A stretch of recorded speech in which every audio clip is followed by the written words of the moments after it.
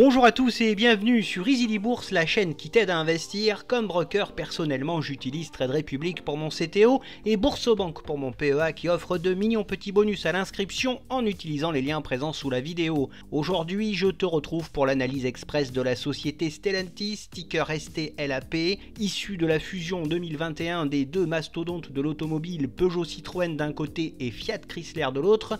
Ce groupe franco-italo-américain est une véritable multinationale qui figure désormais parmi les principaux constructeurs automobiles mondiaux. C'est un groupe international qui réalise 0,8% de son chiffre d'affaires aux Pays-Bas, 46,7% en Amérique du Nord, 9,5% en France, 7,3% au Brésil, 6,2% en Italie, 5,5% en Allemagne, 4,4% au Royaume-Uni, 0,6% en Chine et 19% dans les autres pays du monde. Le groupe rassemble 14 marques très connues comme Fiat, Peugeot, Jeep, Citroën, Opel, Alfa Romeo, Ram ou encore la prestigieuse Maserati. Ces activités sont réparties autour de 4 pôles qui sont la vente de véhicules particuliers et utilitaires, la vente de véhicules de luxe avec les marques Maserati et DS Automobile, la vente d'équipements automobiles et de pièces de rechange et les autres services comme les financements et les services après-vente. En quelques chiffres, le groupe Stellantis c'est quoi? C'est un groupe composé de 14 marques présents sur 130 marchés et ayant des activités dans 30 pays. Près de 47% de son chiffre d'affaires est réalisé en Amérique du Nord, il emploie plus de 258 000 collaborateurs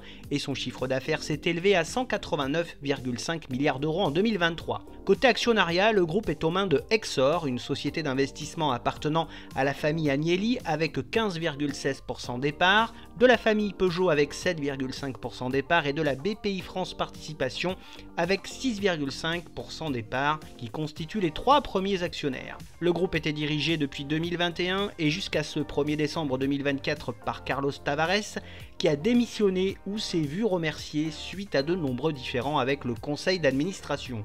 Voyons maintenant ensemble les principaux fondamentaux du groupe. Voici tout d'abord son cours de bourse lors de ces 5 dernières années. Suite à la fusion et à l'émergence de ce mastodonte à la sortie du Covid, les résultats ne se sont pas fait attendre. Le boom des véhicules électriques et les synergies mises en place ont propulsé le groupe parmi les plus importants au monde.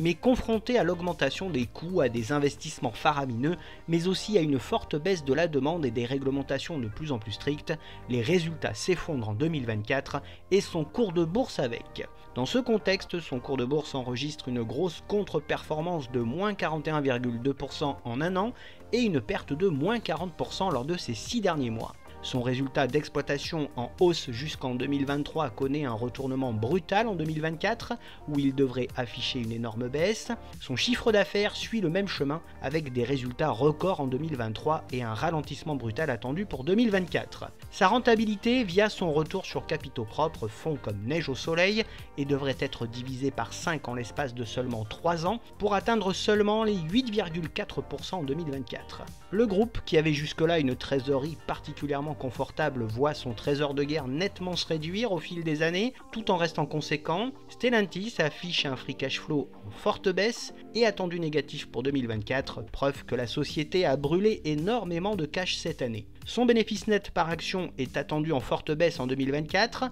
il devrait même être divisé par 3 par rapport à 2023 selon les estimations. Sa marge nette, après avoir caracolé autour des 10% ces dernières années, devrait à peine atteindre les 4% cette année. Sa marge d'exploitation est elle aussi en grande difficulté et devrait atterrir au voisinage des 6% seulement pour 2024. Son PER est supérieur à sa moyenne de ces 3 dernières années mais reste extrêmement bas pour son secteur, ce qui pourrait laisser penser à une opportunité d'achat à ce prix-là. Concernant sa droite de régression, nous observons que le titre évolue à plus de 1 écart type en dessous de sa valeur théorique depuis quelques mois. En comparant son cours à l'indice Lyxor UCITS 440, l'on constate que le titre a tendance à sous-performer nettement l'indice depuis plus de 2 ans. Le groupe offre une bonne redistribution à ses actionnaires avec un payout ratio voisin de 36% pour 2024. Stellantis délivre donc un dividende généreux et fiable de 1,65€ par action en 2024. Il est distribué depuis 3 ans sans interruption avec un rendement de 12,55% au cours actuel. Le groupe a réalisé un programme de rachat d'actions dernièrement en cette année 2024. Malgré les déboires de ces derniers mois, ces résultats sont jugés relativement conformes aux attentes par les analystes et les investisseurs depuis maintenant 4 ans. La société Stellantis se doit d'être innovante pour résister à la forte concurrence dans son secteur. Toutefois, l'on constate que ses dépenses en recherche et développement sont en baisse depuis 2 ans. La société est très suivie par les analystes qui sont à conserver sur le titre. L'objectif de cours moyen est fixé à 14,94 € et celui de cours haut à 28,50 €, ce qui me semble très compliqué voire impossible à atteindre à court ou moyen terme. Synthétisons tout cela, bien que les finances du groupe soient solides avec encore une bonne trésorerie disponible, tous ses fondamentaux sont en forte baisse, à commencer par sa profitabilité. La chute brutale de la demande entraîne donc de mauvaises perspectives sur la croissance de ses bénéfices.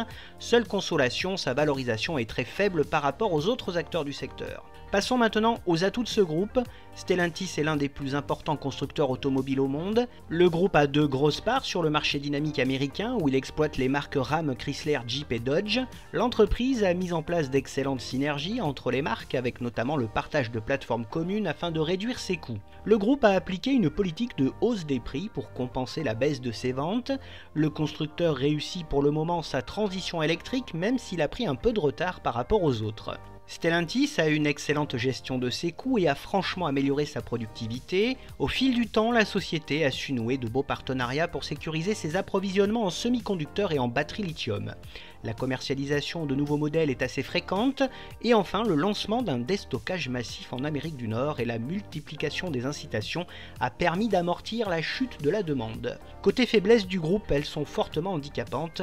Ces véhicules électriques sont beaucoup trop chers et n'arrivent plus du tout à convaincre les clients. Stellantis est peu présent en Asie et dans les pays émergents.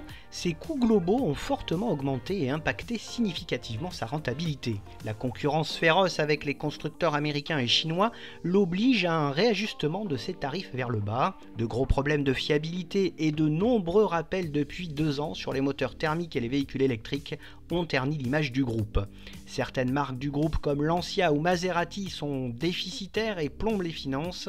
Les ventes se sont écroulées aux États-Unis en 2024 avec de grosses opérations de déstockage à la clé. Les investissements fort coûteux en recherche et développement sont en nette baisse.